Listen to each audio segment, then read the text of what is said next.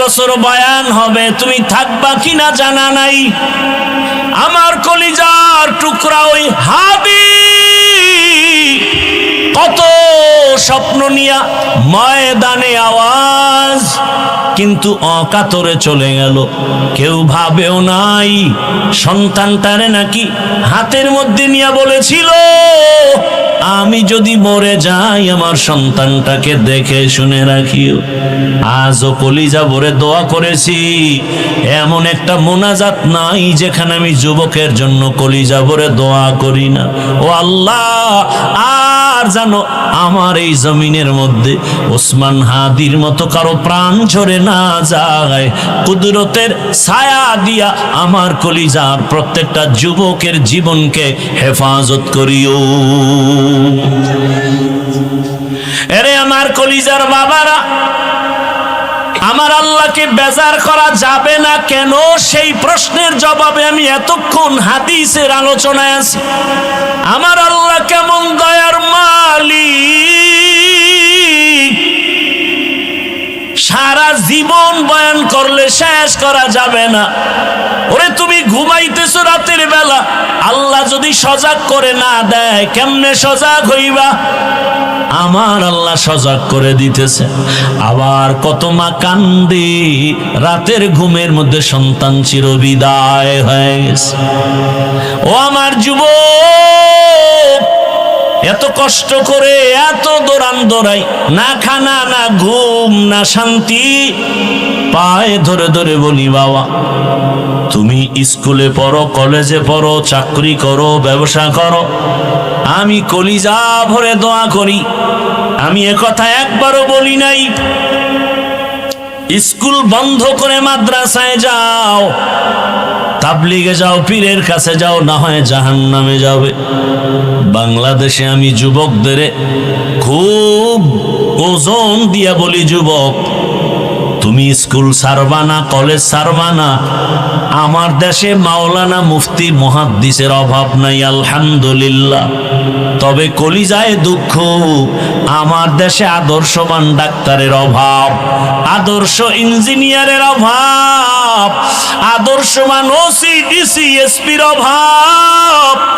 আর যদি আমার দেশের সব থানা জেলার ওসি ডিসি এসপি 5 ওয়াক্ত নামাজি হয়ে যেত, কোন সুদখোরের অনুমতি নিয়ে ওয়াজের ময়দান সাজাতে হতো না। ঠিক কিনা বলো? এরে আমার যুবক, তুমি ডাক্তার হও, দোয়া করে গেলাম, কলিজা ভরে দোয়া করি, ইঞ্জিনিয়ার হও, প্রফেসর হও। আরে তোমার মতো যুবক বিজ্ঞানী, তোমার মতো যুবকেই তো ইঞ্জিনিয়ার, তোমার মতো যুবক তো ডাক্তার জাকির নায়েক। কে না চিনে তাকে? অথচ হোমিওপ্যাথিক ডাক্তার, এত সুনাম। এরে যুবক, আমি হাসির জন্য বলি না রে বাবা, মনে চাই নিচে নেমে আসি, তোর পাও দুইটা জড়ায় ধরি, আর বলতাম যুবক পায়ে ধরে বলি, আর দাড়ি কেটে আমার রসুলের কাদাস না রে যুবক, আর আমার মাওলাকে সারা ভিন্ন জায়গায় মাথা নত করিস না। ফিরে আয়, আল্লাহর পথে ফিরে আয়। ও যুবক, আমি নিচে নেমে পাও ধরার জন্য রেডি হয়ে বসে আছি। একটা যুবক, তুমি দিনের পথে চলে আসো, তুমি ডাক্তার হও, ইঞ্জিনিয়ার হও, তুমি প্রফেসর হও, তুমি একজন এমপি হও, তুমি একজন চেয়ারম্যান হও, তবে আমার আল্লাহকে নিয়ে জিন্দা থাকো। তোমার সম্মান এত বেশি, আজকে তুমি টাকার পেছনে দৌড়াও কেন? জ্ঞানটাকে কাজে খাটাও, চরিত্র ঠিক রেখে বড় হও, লেখাপড়া করে একটা জায়গায় যাও, টাকাওয়ালারা তোমার পেছনে ঘুরবে। আল্লাহর ভয় অন্তরে জমা করো, ওই মালিকের আপন বানাইয়া চলো। অনেকে মনে মনে ভাবতে পারো এটা কেমনে সম্ভব। হ্যাঁ, তুমি এবার নিজে তাকায় দেখো, জীবনে মাদ্রাসায় যায় নাই, আলিফ বাতাও শিখে নাই। তোমার লাইনের জেনারেল যুবকটা স্কুলে পড়ে, কলেজে পড়ে, 5 বেলার নামাজ পড়ে নাই? বলো তোমার কপালটা কেন এত খারাপ? তুমি পারো না কেন? কত ওসি, কত ডিসি, কত এসপি 5 বেলার নামাজ পড়ে। তোমার লাইনের যুবক র্যাব, আর্মি, পুলিশ, বিডিআরের চাকরি করে নামাজ ছাড়ে না, নদীর মধ্যে মাছ ধরে নামাজ বাদ দেয় না। বলো তুমি কেন পারো না? রাস্তায় গাড়ি চালায় কত যুবক নামাজ ছাড়ে না, বলো তুমি কেন নামাজ পড়ো না? আমার মন বলে তোমার কপালটা পুড়িয়ে গেছে, তাড়াতাড়ি তওবা করে নাও। কয়দিন আর বাঁচবা? মরণ যদি হয়ে যায় খালি হাতে কবরে যেতে হবে। ও যুবক রে, ঘুমের মধ্যে লাশ, যুবকের লাশ। ওই যে কয়েক মাস আগে আমি বাইতুল্লাহর সামনে জিয়ারতে ছিলাম, হঠাৎ খবর শুনতেছি এক আল্লাহর বান্দা বিদেশে টাকা পয়সা কামাই করে আসছে, বাংলাদেশে পরিবার নিয়ে কিছুদিন আনন্দ করে আবার চলে যাবেন। এয়ারপোর্টে নামলো, পরিবারের লোকেরা গাড়ি নিয়ে আসছে, গাড়ির মধ্যে উঠছে, কত দিনের আনন্দ। যাইতে যাইতে যাইতে যাইতে বাড়ির কিনারায় যাওয়া মাত্র একটু দূরের থেকে গাড়িটা পানির মধ্যে পড়ে গেছে। ওই আল্লাহর বান্দা যুবক নিজের কাঁধে স্ত্রীকে টেনে টেনে নামাইছে। সন্তানটা, বাচ্চা সন্তান, একটা শিশু বাচ্চা বাবাকে যখন একটু ডাক দেয়, কলিজাটা শান্ত হয়ে যায়, প্রাণটা ভরে যায়। ওই সন্তানটা পর্যন্ত মরে গেল। সাংবাদিক জিজ্ঞাসা করতে গিয়া এই পরিমাণ কান্না করেছে, আর বলে মানুষ গরিব থাকলেও তো ছেলে মেয়ে নিয়ে এক জায়গায় থাকার একটা আনন্দ আছে, আমি কপাল পোড়া সে আনন্দ পেলাম না। টাকার জন্য বিদেশ গেলাম, সেখান থেকে আজ আমি টাকা, স্বর্ণের অলংকার নিয়ে আসছি আমার বিবির জন্য, আমার সন্তানের জন্য। আজ আমার কপাল কেন এত খারাপ? বাড়ির দরজায় আসা মাত্রই কাছাকাছি গাড়িটা পড়ে আমার চোখের সামনে আমার কলিজার বাবাটা মরিয়া গেল, আমার হাতের সামনে স্ত্রী মরিয়া গেল। আমি এখন কোন ঘরে যাব? ঘরের বাতি দেনেওয়ালা নাই, আমাকে বাবা বলে ডাক দিয়া সান্ত্বনা দেওয়ার বাচ্চাটাও নাই। ও আল্লাহর বান্দারা, কার পিছনে ঘুরো? যার পিছে ঘুরো লেখা রাখ, তোরে মারার জন্য ওই বন্ধুটাই যথেষ্ট। শত্রু তোরে মারবে না, তোরে মারবে তোর এক প্লেটে খানেওয়ালা বন্ধু। ভাগে কম পড়লেই বলবে ওকে মাইনাস করে দাও, এ জমিন থেকে তাড়ায় দাও, ওকে রাখলে আমার ভাগে কম হয়ে যায়। এই বানা মানুষ মারার জন্য এখন কোনো দুশ্মনের দরকার হয় না। আপন মানুষ বন্ধুটা আপন বন্ধুটারে মেরে ফেলে। এরে আল্লাহর বান্দা, ভালো করে বুঝো, আজকে তুমি এখানে আছো, আল্লাহ বারবার বলে আমি আল্লাহ তোকে বলি না তুই চাকরি ব্যবসা ছেড়ে দিয়া শুধু আমাকে ডাক না, না আমি আল্লাহ ইবাদতের বাউন্ডারির মধ্যে পুরো দুনিয়াটারে আটকায়া দিছি। ব্যবসা করো ইবাদত, চাকরি করো ইবাদত, ডাক্তারি করো ইবাদত, ইঞ্জিনিয়ার হও ইবাদতের লাইনে চলো, আল্লাহর মোহাব্বত নিয়ে চলো।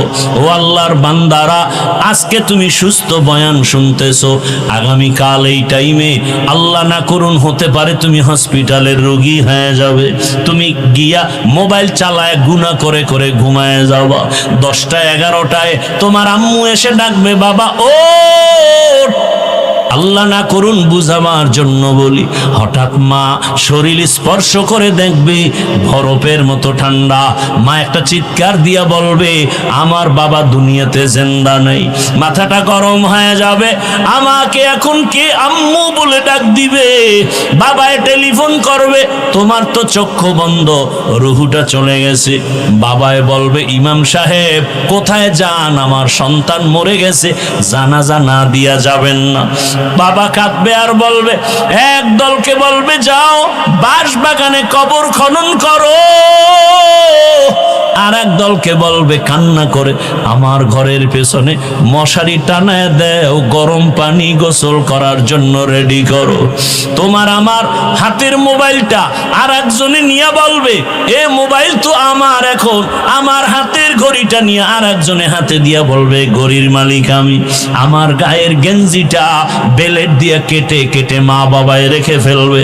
এরপরে গোসল করায়া সাদা কাফন পরাইয়া জানাজার ময়দানে যখন নিবে, জানালা দিয়া মা ডাকবে, আমার বাবাকে কই নাও।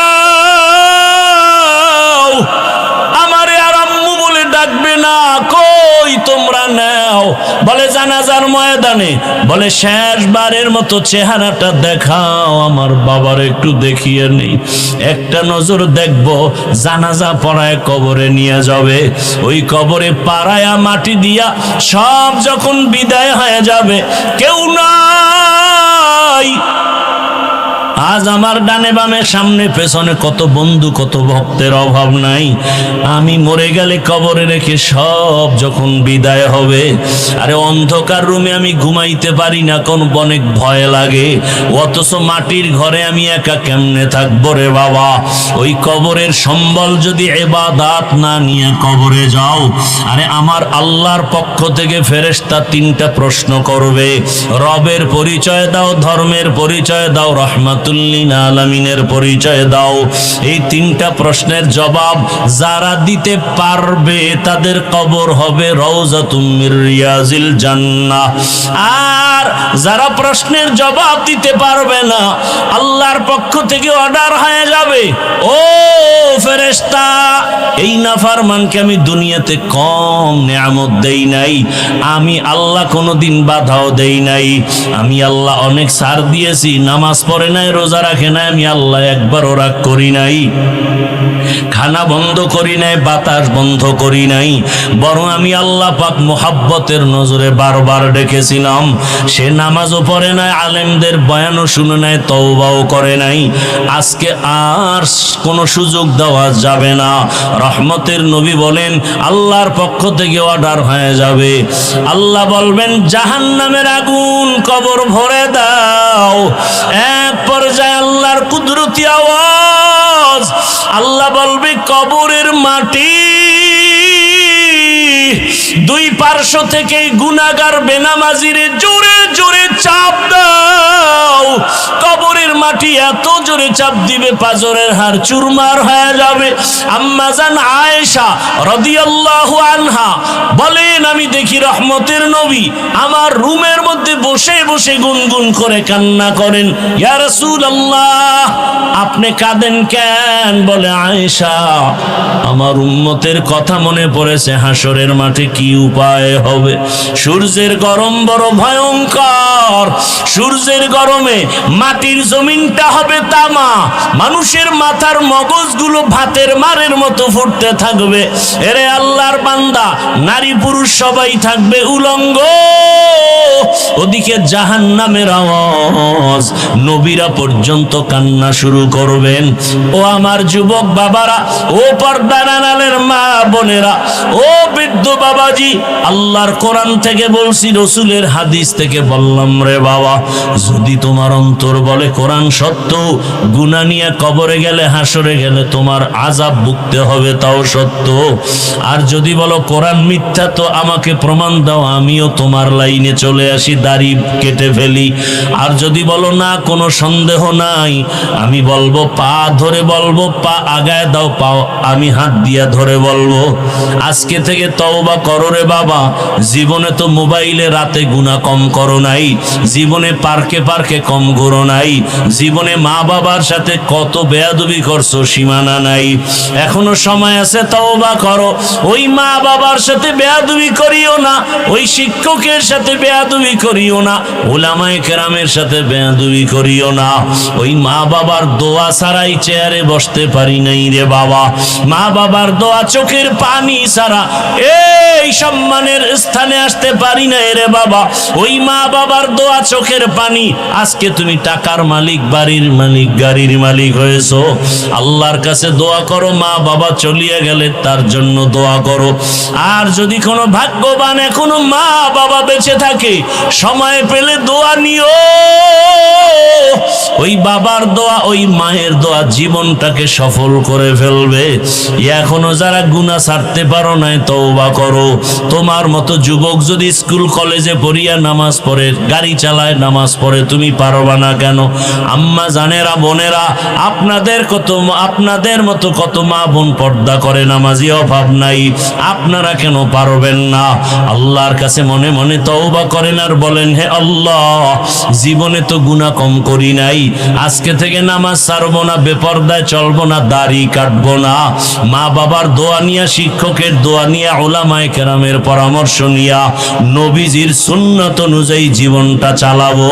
তওবা করার মতো যদি অন্তর তৈরি হয়, মুনাফিকি যদি না থাকে, খাঁটি তওবার নিয়তে দুটো হাত আল্লাহকে দেখায় দাও। আয় আল্লাহ, হাতগুলো কবুল করে নেন। আয় আল্লাহ, তওবা কবুল করে নেন। তওবার উপরে মজবুত হইয়া চলার মতো তৌফিক দান করেন, আমিন। আলহামদুলিল্লাহি রাব্বিল আলামিন, ওয়াসসালাতু ওয়াসসালামু আলা সাইয়্যিদিল আমবিয়াই ওয়াল মুরসালিন ওয়া আলা আলিহি ওয়া আসহাবিহি আজমাইন। ইয়া আরহামার রাহিমিন, ইয়া আরহামার রাহিমিন, ইয়া আরহামার রাহিমিন। রব্বিরহামহুমা কামা রব্বায়ানি সগীরা। রব্বিরহামহুমা কামা রব্বায়ানি সগীরা। बता हमको तेरे राखी तरोफ, तेरे राह पर चला हमको खुदाया। बेगुनाह न गुज़श्त पर मसाअते, बाहुज़ूरे दिल न करदम ताअते। या इलाही मुझसे मुझको दूर कर, ताकि देखो मुझ में तुझको एक नज़र। अल्लाहुम्मा इन्नका अफ़ुव्वुन करीम, तुहिब्बुल अफ़्वा फ़अफ़ु अन्ना। अल्लाहुम्मा इन्ना नस्अलुका रिज़ाका वल जन्नह व नऊज़ु बिका मिन सख़तिका वन नार। अल्लाहुम्मा इन्ना नऊज़ु बिका मिनल बरसि वल जुनूनि वल जुज़ामि व सय्यिल अस्क़ाम। रब्बना ला तुज़िग़ क़ुलूबना बअदा इज़ हदैतना व हब लना मिन लदुनका रहमा इन्नका अंतल वह्हाब। अल्लाहुम्मा इन्ना नस्अलुका इल्मन नाफ़िआ व रिज़्क़न वासिआ व शिफ़ाअन मिन कुल्लि दा। ओ रब्बुल आलमीन, কুদরতের নজর দিয়ে দেখেন আপনার কত গোলাম উলামায়ে কেরাম এখানে হাজির, কত মুরব্বী হাজী সাহেব, কত ব্যবসায়ী চাকরিজীবীরা হাজির। আয় আল্লাহ, আমার কলিজার কত যুবক, কত ছাত্ররা হাজির, পর্দার আড়ালের মা বোনেরা হাত তুলেছে। ও আল্লাহ, আমরা গুনার সাগর থেকে আসছি, আমরা গুনাহ করে জীবনটাকে নাপাক করে ফেলেছি। আমার গুনার খবর আমার মা জানে না, ভাই বোনেরা কেউ জানে না। ও আল্লাহ, আপনি জানার পরেও রাগ করে খানাও বন্ধ করেন নাই, পানিও বন্ধ করেন নাই। নাই। আজ তওবার নিয়তে হাত তুলেছি, আর গুনাহ করব না, আর দাড়ি কাটবো না, নামাজ ছাড়বো না, মা বাবার সাথে বেয়াদবি করব না, শিক্ষকের দোয়া নিয়ে, মুরব্বী উলামায়ে কেরামের পরামর্শ নিয়ে নবীর আদর্শে চলবো। আমাদের তওবা কবুল করে নেন, জীবনের সব গুনাহগুলো মাফ করে দেন। মা বোন থেকে হেফাজত করেন, চলার পথে হেফাজত করেন। আয় আল্লাহ, যারা ব্যবসা করে, চাকরি করে, কুদরতের দ্বারা বরকত বাড়ায় দেন। আয় আল্লাহ, মাদ্রাসা কবুল করে নেন। আয় আল্লাহ, মাহফিল কবুল করে নেন। আয় আল্লাহ, এলাকায় শান্তি দান করেন। মা বোনদের আবেদা পর্দাওয়ালা বানায় দেন, সন্তানগুলো নেককার বানায় দেন। আয় আল্লাহ, আমার কলিজার প্রত্যেক যুবকের দিনের খাদেম বানায় দেন। আয় আল্লাহ, উসমান হাদিকে শাহাদাতের মর্যাদা দান করেন। আমার দেশের প্রত্যেকটা যুবক কুদরতের হাতে হেফাজতের ব্যবস্থা করে দেন। আয় আল্লাহ, মুরব্বী, ব্যবসায়ী, চাকরিজীবী মা বোনদের নিরাপত্তার ব্যবস্থা করে দেন। আয় আল্লাহ, আমাদের জানমাল আহাল পরিবার হেফাজত করেন। আয় আল্লাহ, মাদ্রাসা মসজিদ গুলো কবুল করে নেন। উলামায়ে কেরাম মাশায়েখদের এক বানায় দেন, হিংসা দূর করে মোহাব্বত বাড়ায় দেন। আয় আল্লাহ, পরস্পরে ইখলাস ও তাকওয়া দান করেন। রব্বুল আলামিন, অভাবীদের অভাব দূর করে দেন, ঋণের বোঝা মাথায়। আয় আল্লাহ, কুদরতের দ্বারা আসানের সাথে ঋণ আদায়ের ব্যবস্থা করে দেন।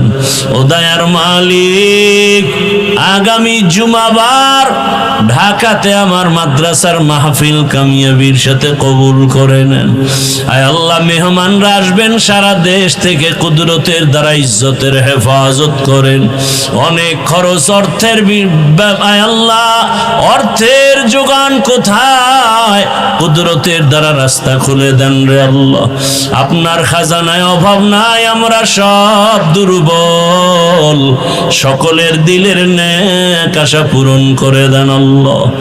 আমরা যারা হাত তুলেছি, জানি না এখানে কারা ইয়াতীম, আর বাবার চেহারাও দেখবে না, বাবা বলে ডাক দিতে পারবে না। কে মা হারা, কে ভাই হারা, কে বোন হারা অসহায়, সবার কবর জান্নাতের বাগান বানায় দেন আল্লাহ। যারা বেঁচে আছেন হায়াত বাড়ায় দেন, অসুস্থ যারা কুদরতের দ্বারা সুস্থ করে দেন আল্লাহ। ইব্রাহিম আলাইহিস সালাম মেহমান সারা খানা খায় না,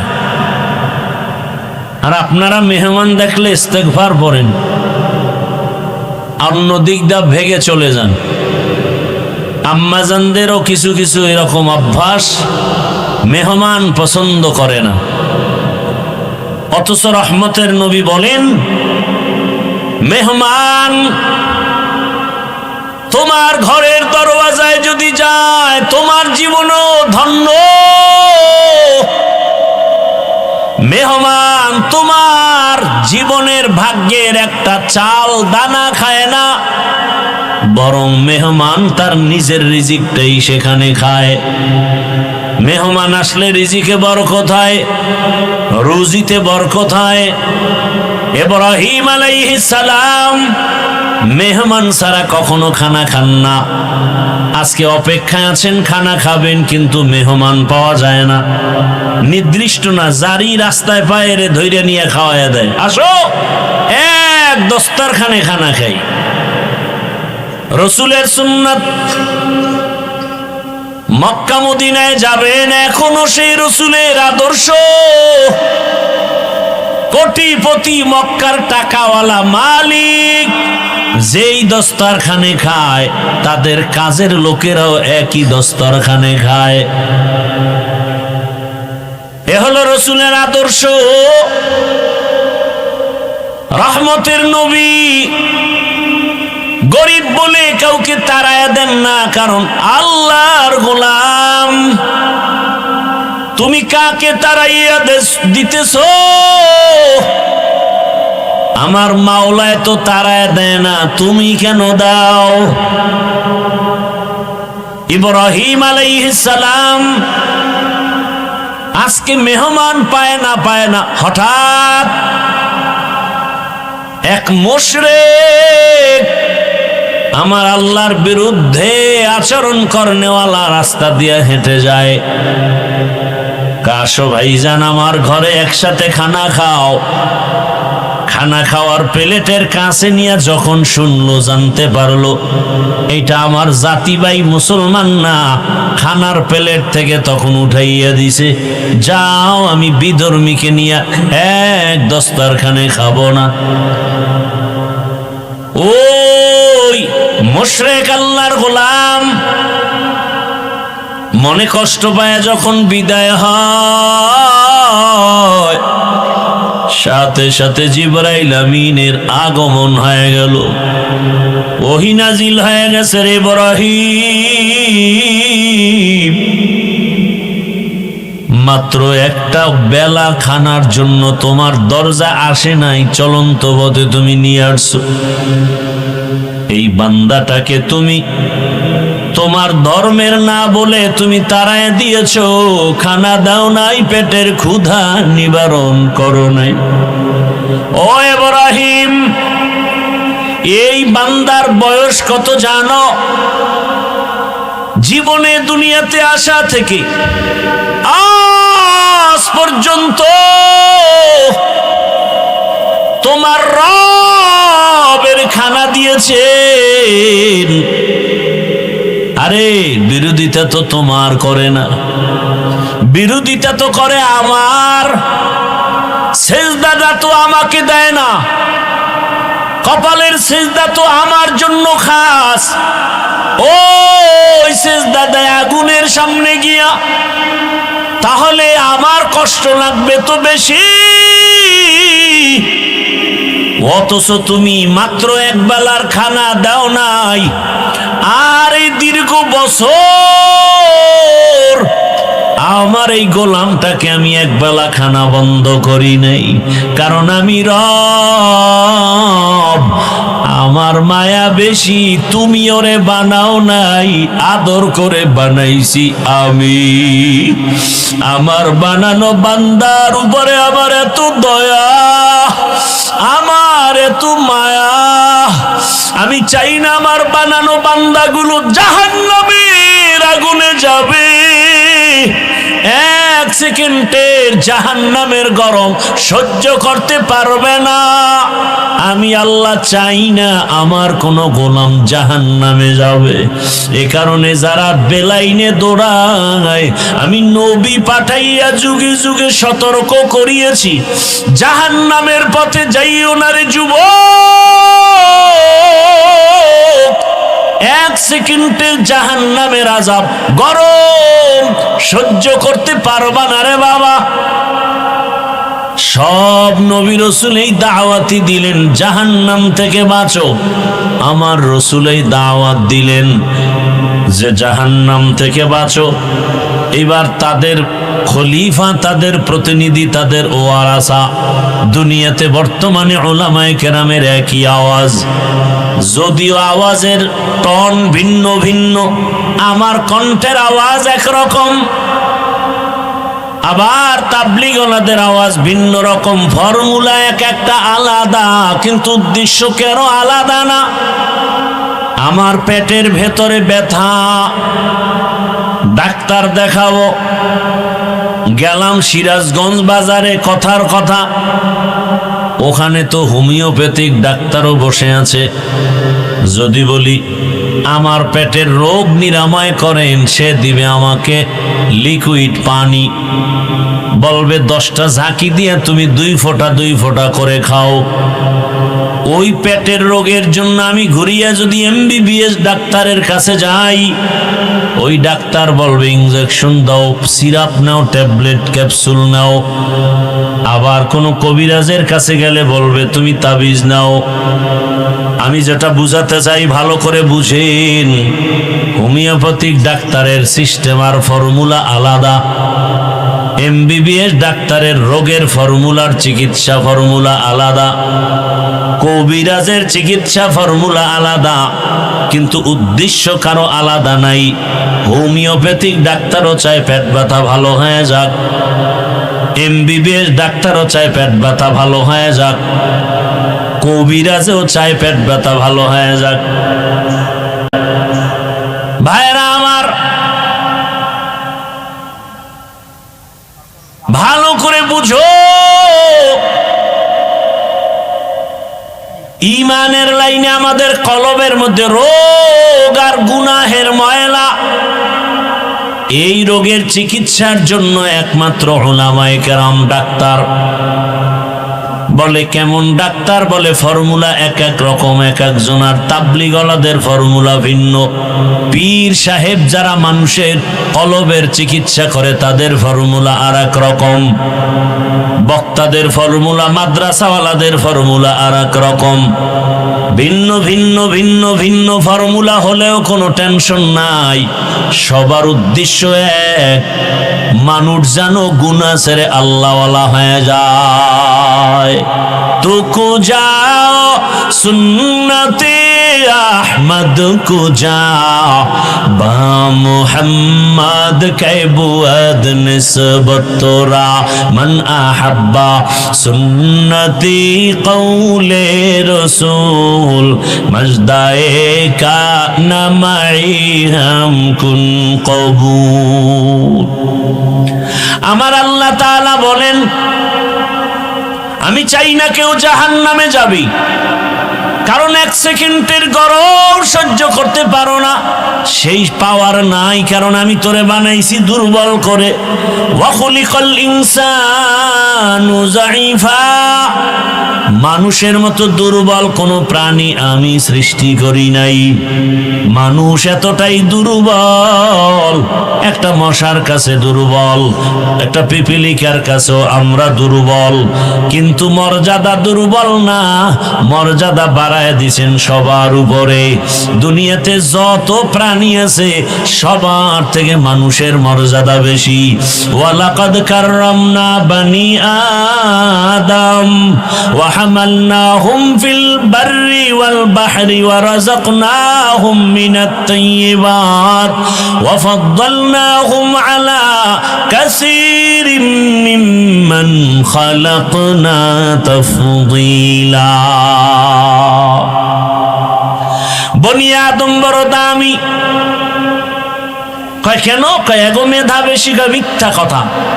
বনি আদম বড় দামি কেন? বলে এরা খেতে পারে বেশি। বলে মিথ্যা কথা। বনি আদম বড় দামি বলে কেন? এদের শক্তি বেশি। বলে মিথ্যা কথা। দুনিয়াতে সব শক্তিওয়ালাদের থেকে মানুষের শক্তি দুর্বল। দুনিয়ার সব মেধা সম্পন্ন প্রাণী থেকে মানুষের মেধা দুর্বল। দুনিয়াতে খানেওয়ালা প্রাণীর থেকে মানুষের খানার অবস্থা বড় দুর্বল। কি? মহাসমুদ্রে বড় বড় নীল তিমি আছে, এক একটা নীল তিমির প্রতিদিনের খাদ্য তালিকা 1000 কেজি চিংড়ি মাছ। কে খাওয়ায়? কে খাওয়ায়? ভাইরা আমার, জমিনের মধ্যে একটা বড় পাহাড়, কোহে কাফ, ওই পর্বতে একটা প্রাণী বসবাস করত, সিমোর্গ। ওই প্রাণীটার প্রতিদিন খাদ্য হলো 40টা মোটা তাজা হাতি। সুবহানাল্লাহ। না সারাদিন বিড়ি টানলে আইব কেমন? হ্যাঁ, এক একজনের চেহারার থেকে কি নূরের আলো বিচ্ছুরিত হচ্ছে বিড়ি টানার ধাক্কায়। আল্লাহ হেদায়াত দান করুন। খুব খুশি লাগছে না? একটু বিড়ির প্রশংসা করছি, তাই তো? হ্যাঁ, বিড়ি টানলেন যারা, বিড়ি টানেন, আপনাদের ঠোঁটগুলো খুব লাল। কি? তোমাদের কলিজা এর থেকে আরো শতগুণ কালো, তোমার চরিত্র আরো কালো। পৃথিবীতে যদি কোনো ফাও আকাম থাকে, কিছু আকাম আছে, লাভ আছে। যেমন মদ পান করা একটা আকাম, কিন্তু এটাই লাভ আছে। খাইলেই শরীরে এনার্জি বাড়ে, লঙ্গি খুইলেই বউরে মা কয়া ডাক দেয়। আছে না নাই? বলে গোটা দেশের মালিক এখন আমি। কি শেখ হাসিনাও নাই, খালেদা জিয়াও নাই, এখন দেশের মালিক আমি। বউ কয় ঘরে তো চাল নাই, কয় দোষ তো বোতলের, আমার কি? দুনিয়াতে যদি কোনো ফাও আকাম থাকে, এই আকামের নাম বিড়ি টানা। এই বিড়ি টানলে কোনো লাভ আছে? যদি কেউ বলো যে হ্যাঁ চেহারা সুন্দর হয়, শক্তি বাড়ে, খোদার কসম আমি বিড়ি টানবো। আল্লাহ হেদায়াত দান করুন। খুব ভালো কাজ করতেছেন যারা করেন, না না তা হাসি আসে কেন? আমি কি হাসির জন্য বলছি? করতেছেন আকাম, আবার হাসতেছেন। লজ্জা থাকলে তো মাথা নত হওয়া উচিত। ওয়াজের প্যান্ডেলের বাইরে ঘুরে আর বিড়ি টানে, আবার মোনাজাত হবে, আবার বিড়ি। বউ কইব কি? কয় মোনাজাতে বিড়ি কবুল হয়ে গেছে। কেউ আবার আসে ওয়াজের পরে বেলুন কিনে বাড়ি যায়, প্লাস্টিকের মাছ কিনে বাড়ি যায়। বউ জিগাইলে বলবে মোনাজাতে বেলুন আর মাছ কবুল হয়ে গেছে। হেদায়াত কপালে কবুল হয় নাই। আল্লাহ হেদায়াত দান করুন। জিন্দেগি মে বন্দগি তু করনা হে, जिंदगी में बंदगी तू करना है, जिंदगी बे बंदगी शर्मिंदा है, जिंदगी बे बंदगी शर्मिंदा है। খারাপ লাগতেছে আপনাদের? আহ, মাওলার কাছে কত ভালো লাগে তা জানেন? আল্লাহর তো ছেলে মেয়ে নাই, আল্লাহর তো আদরের আমরা। এই সুন্দর বাগান দেখা হাদিস রসুলের, এত সুন্দর এক মজলিস আল্লাহ পাক আরশে আজিমের মধ্যে ফেরেশতা দিয়ে মজলিস করতেছেন। সেই আরশে আজিমের মজলিসের বক্তা আমার আল্লাহ, শ্রোতা সব কি? কথা বলে না, ফেরেশতা। বয়ানের বিষয় কি? আমগে এই প্যান্ডেলে আমরা আসছি কেন? আমাদের প্রশংসার বয়ান চলতেছে। শেষমেশ আল্লাহ বলে দেন, ফেরেশতারা সাক্ষী থাক, ওই প্যান্ডেলে যারা বসছে এদের জীবনের সব গুনাহ মাফ। यहाँ हम सब मुसाफिर दिल ना लगा, अहले दिल की नजर से रूह करता जा, शाह दौलत सब फकीर गर नेक ने है, शाह दौलत सब फकीर गर नेक ने है, जिंदगी में बंदगी तू करना है, जिंदगी बे बंदगी शर्मिंदा है, जिंदगी बे बंदगी शर्मिंदा है, जिंदगी में बंदगी कौन बंदगी, बंदगी बे जिंदगी शर्मिंदगी। এরে আমার কলিজার যুবক বাবারা, বৃদ্ধ বাবাজি, পর্দার আড়ালের মা বোনেরা, আল্লাহ পাক আমাদের এত আদর করে বানাইছেন, মানুষের মতো দামি কোনো প্রাণী বানান নাই। মানুষ শক্তির কারণে দামি না, মানুষের থেকে শক্তি একটা কুকুরের মধ্যে বেশি, শিয়ালের ভেতরে বেশি। একটা পিপিলিকার সামনে আমরা কতটা দুর্বল। আরে আমি হাফিজুর রহমান, ইভেন আপনারাও দুনিয়াতে যখন আসবেন, আম্মা জান এমন প্রসব বেদনায় কান্নায় মাতোয়ারা হয়ে গেলেন। ও আমার বাবারা, ভালো করে বুঝো,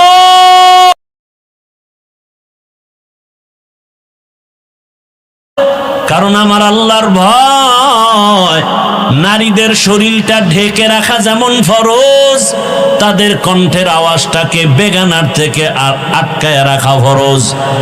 আম্মাজানের কণ্ঠের আওয়াজ ঘরের ভেতরের রুম থেকে সামনের রুমে যায় না, এতটা সেই ভয়ে আমার আম্মা চলেন। কিন্তু যেদিন আমি দুনিয়াতে আসব, প্রসব বেদনা, আম্মাজানের এত কান্নার আওয়াজ, আম্মাজানের কান্নার আওয়াজে পাশের বাড়ির মানুষও ঘুমাইতে পারে না। ঠিক নেই?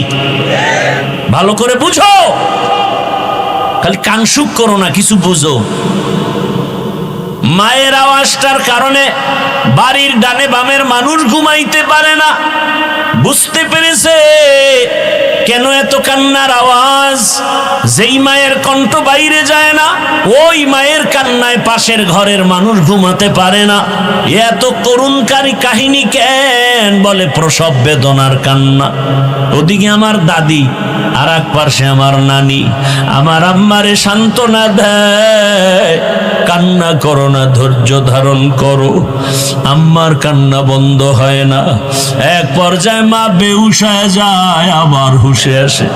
হঠাৎ আমার আম্মা জান ডাক দিয়া কয়, ও আমার শাশুড়ি আম্মা, আপনারা আমার থেকে একটু দূরে যান, 1 মিনিটের জন্য আমার স্বামীকে একটু আমার কাছে আসতে দেন। আমার আব্বা জানকে ডাকছেন, আমার আব্বা জান আসছেন। আম্মা জান হাতটা ধরিয়া কান্না করে আর বলে, স্বামী, বাবার কত মায়া কত মমতা ত্যাগ করে তোমার ঘরে আসছি, তোমার মন ভরে খেদমত করতে পারি নাই, তোমার সংসারটা সুন্দরভাবে ধরে রাখতে পারি নাই। তোমারে আমি উপরে উঠাবার জন্য, তোমার সংসারটা ঠিক রাখার জন্য আমি কত ভুল পর্যন্ত করেছি। আমারে আজকে তুমি মাফ করে দাও, আর আমি বাঁচব না। বাবায় কান্না করে আর বলে, বিবি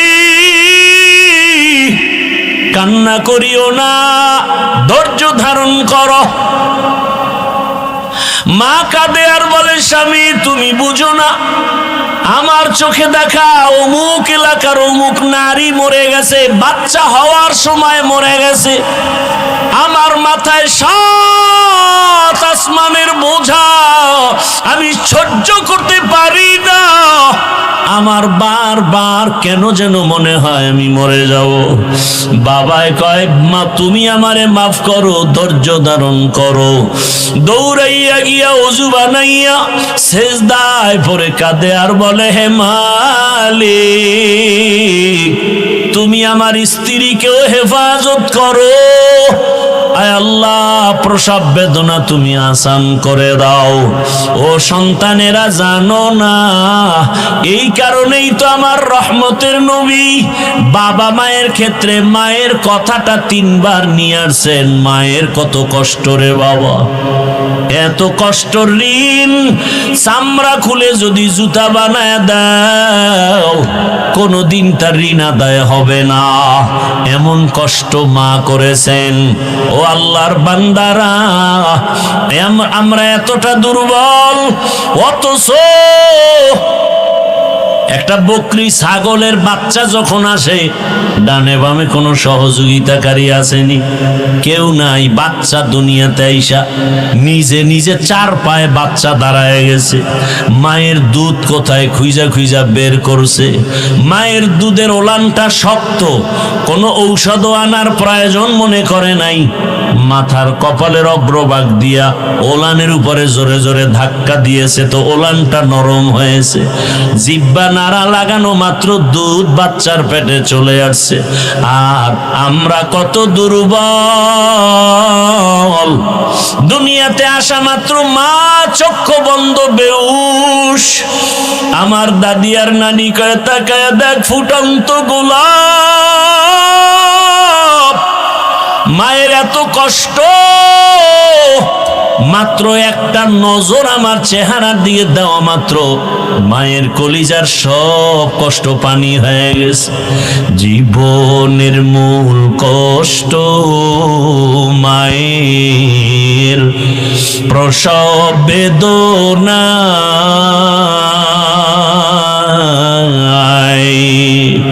সাত আসমান সাত জমিন তখন মায়েরই মাথায় জীবনের মূল কষ্ট মায়ের প্রসব বেদনা সাত আসমান সাত জমিন তখন মায়েরই মাথায়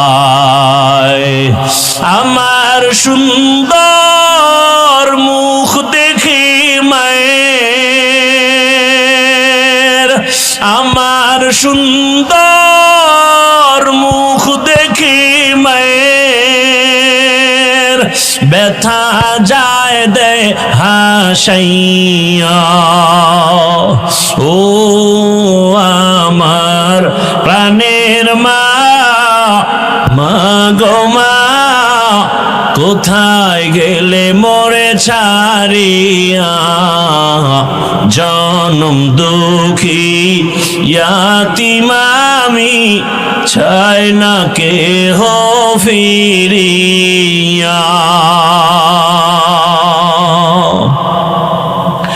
আমি যখন ছিলাম আমার মায়ের উদরে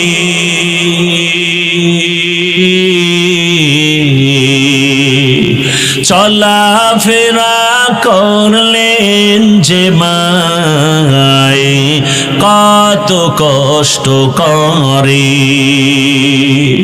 আমি যখন ছিলাম আমার মায়েরই উদরে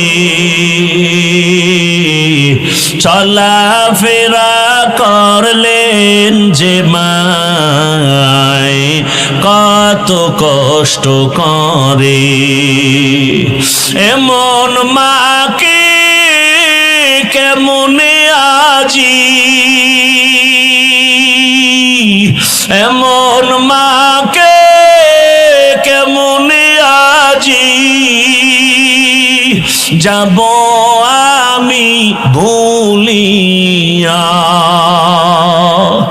ও আমার প্রাণের মা মা গো মা কোথায় গেলে মোরে ছাড়িয়া জনম দুঃখী ইয়াতিম আমি চাই না কেহ ফিরিয়া মাগো আমি ইয়াতিম বলে সবাই দেয় তারাইয়া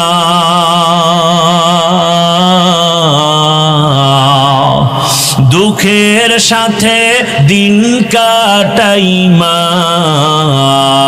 পেটে ক্ষুধা নিয়া মাগো আমি ইয়াতিম বলে সবাই দেয় তারাইয়া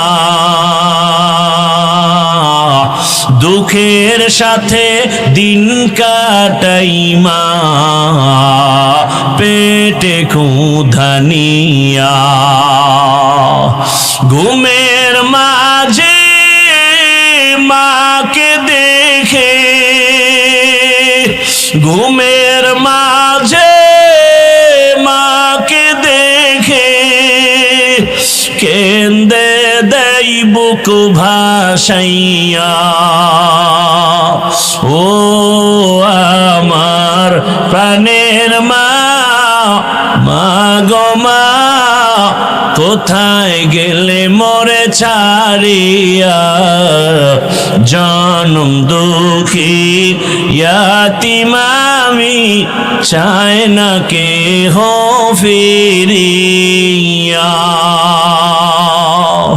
খেদমতে মা দর পে দর কুন সুবহ শাম, খেদমতে মা দর পে দর কুন সুবহ শাম, তাকে বাসি